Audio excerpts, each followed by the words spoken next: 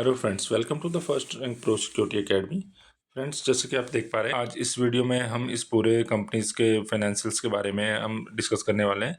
Okay, और ये company में क्या क्वार्टरली अपडेट्स हैं, इसके ईयरली फाइनेंशियल अपडेट्स क्या क्या है, कंपनी के शेयर होल्डिंग पैटर्न्स क्या शो कर रहे हैं, ये सब कुछ हम इस वीडियो में आज आपको बताने वाले हैं। ये वीडियो हम ओनली और ओनली एजुकेशनल पर्पज से बनाते हैं। हमारी तरफ से इस वीडियो में कोई भी सेल या बाई की कोई भी रिकमेंडेशंस नहीं है, लेकिन वीडियो से आपके इस एजुकेशन को या एनालिसिस स्किल को जो है वो स्ट्रेंथन मिले। तो अगर आपको हमारा ये एनालिसिस पसंद आए तो आप हमारी वीडियो को लाइक कीजिए और एक प्यारा सा कमेंट कीजिए। और अगर ऐसे ही और रेगुलर कंपनीज के एनालिसिस के बारे में आप जानना चाहते हैं तो हम हमारे चैनल को सब्सक्राइब कीजिए, जिससे रेगुलर बेस पे आपको ऐसे ही और कंपनीज का एनालिसिस टाइम टू टाइम मिलते रहे। तो चलिए जल्दी से शुरू करते हैं वीडियो। जैसा कि आप स्क्रीन पर देख पा रहे हैं, कंपनी का नाम है जमुना ऑटो इंडस्ट्रीज लिमिटेड। जिस दिन हम ये वीडियो रिकॉर्ड कर रहे हैं 6 फेब को, उस दिन ये कंपनी का जो शेयर प्राइस है 127 रुपीज़ का है, जो 2.55% डाउन साइड दिखा रहा है। ओके, इनकॉर्पोरेट 1965 में ये कंपनी इनकॉर्पोरेट हुई थी। उसके बाद इस कंपनी ने क्या conventional leaf spring, parabolic leaf spring, air suspension and the lift excels predominantly in the commercial vehicles में ये बहुत ही डोमिनेंट स्पेस में, डोमिनेंट प्लेस पे ये वर्क करते हैं। अब आप देखेंगे तो कंपनी का मार्केट कैप है जो 5,773 करोड़ का मार्केट कैप है। इसका करंट प्राइस अभी कंपनी का 127 चल रहा है। 52 वीक हाई जो है 139 और 52 वीक लो जो है 68.5 रुपीज़ है। स्टॉक अभी 28.2 के पी पे ट्रेड हो रहा है। बुक वैल्यू इसका 26 है। डिविडेंड यील्ड इसकी 1.65 रुपीज़ है। आरओसी और आरओई दोनों ही 20 के आसपास है, और 20 से आरओसी 20.7 जो 20 से अबो है, आरओई और 19.2 तो वो जो है वो 20 के नियर बाय है। तो ये हेल्दी कंसिडरेशन होता है। अब इसके बाद अगर हम देखते हैं कि कंपनी के प्रोज और कॉन्स क्या है, उसमें कंपनी देखेंगे कि कंपनी जो है डेप्ट उसका रिड्यूस कर रही है, ऑलमोस्ट डेप्ट फ्री हो गई है company. Company as a maintain healthy dividend pay out, 46% तक का healthy dividend pay out maintain करती है। और इस कंपनी में कोई भी कॉन्स अवेलेबल नहीं है। दैट इज इंपॉर्टेंट पार्ट है ये कंपनी के लिए। अगर आप देखेंगे कि कंपनी के इसको पीयर ग्रुप के साथ कंपेयर करके देखें तो संवर्धन मदरसन जो है वो अभी 37.22 के पी पे चल रहा है। बॉस जो है वो 46.4 के पी पे। भारत फोर्ज 68.8 के पी पे। उनो मिंडा जो है वो 57.75 के पी पे ट्रेड हो रहा है।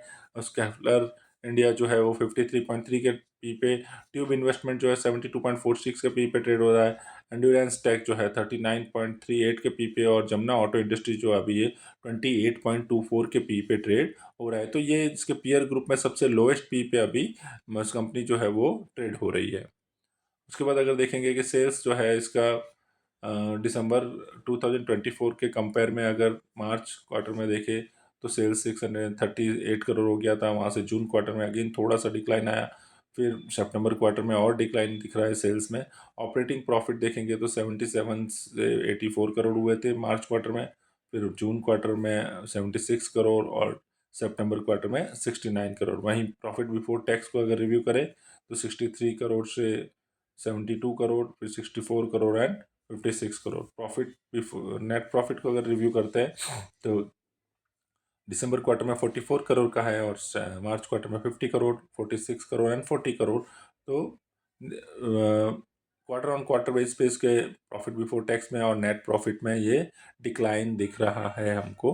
कि अगर इसके ईयर ऑन ईयर बेसिस पे इसके डेटा को रिव्यू करके देखें तो आप देखेंगे कि मार्च 2023 में 2325 करोड़ का सेल्स था, वो इंक्रीज होकर मार्च 2024 में 2427 करोड़ का, और मार्च 2025 में 2270 करोड़। तो सेल्स डिक्रीज हुआ है। उसके सामने ऑपरेटिंग प्रॉफिट भी डिक्रीज हुए। वहीं प्रॉफिट बिफोर टैक्स जो है वो देखेंगे तो वो भी डिक्लाइन साइड में हमें दिख रहा है। मार्च 2024 के कंपेयर में मार्च 2025 में 283 करोड़ से 256 करोड़ पर आ गया। नेट प्रॉफिट 205 करोड़ से डिक्रीज होकर 180 करोड़ पे आ गया है। कंपनी के रिजर्व्स पे अगर रिव्यू करें तो 44 करोड़ से इंक्रीज होकर सीधा 863 करोड़ मार्च 2024 में। वहाँ से मार्च 2025 में 953 करोड़, और अभी सितंबर क्वार्टर में ही जो है 996 करोड़ तक के हो गए हैं। वहीं पे अगर इन्वेस्टमेंट देखें तो धीरे धीरे इन्वेस्टमेंट भी जो है वो इंक्रीज होता जा रहा है, और सामने अदर असेट्स भी जो है वो इंक्रीज होते जा रहे हैं। मोस्ट इम्पोर्टेंट पार्ट जो है वो इसका शेयर होल्डिंग पैटर्न रिव्यू करने जैसा है। अगर आप देखेंगे प्रमोटर्स की होल्डिंग जो है वो जून क्वार्टर से सितंबर क्वार्टर में, सितंबर क्वार्टर से दिसंबर क्वार्टर में एज इट इज़ है।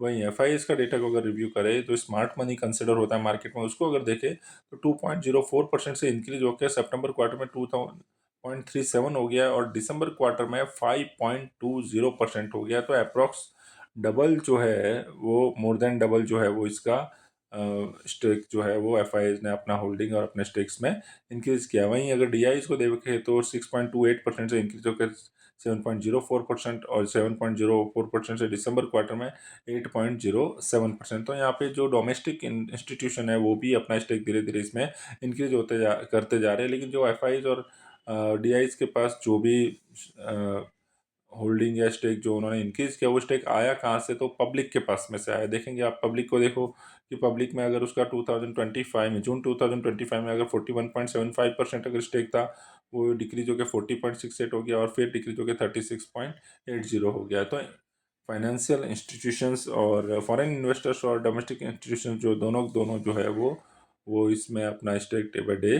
बढ़ा रहे हैं। अब जमुना ऑटो इंडस्ट्रीज जो है वो एक स्ट्रॉन्ग बुलिश मोमेंटम कंसिडर कर रही है। शॉर्ट टर्म में इसके टारगेट जो 132 से 149 तक के ये टारगेट्स दिखा सकता है। ब्रेकआउट और हाई वॉल्यूम अगर डिमांड रही तो based on the early 2026 the stock trading near by 127 और 129 के आसपास ही अभी अभी ट्रेड हो रहा है। This is a technical authorize zone of the 112 and 114 and crucial stop loss level of 105। तो इसका क्रूशियल स्टॉप लॉस लेवल जो है वो 104 हो जाएगा और अभी जो है वो क्रूशियल सपोर्ट है 112 से 114 के आसपास, 127 टू 129 के आसपास ट्रेड हो रहा है। और अगर ये बुलिश पैटर्न दिखाता है तो यहाँ से 132 एंड 149 तक के शॉर्ट टर्म टारगेट्स ये दिखा सकता है। तो फ्रेंड्स ये जो भी इंफॉर्मेशन हमने इस वीडियो में हमने दिखाई है वो ओनली और ओनली एजुकेशनल पर्पज से बताई हुई है। हमारी तरफ से इस कंपनी में सेल या बाई की कोई भी रिकमेंडेशंस नहीं है।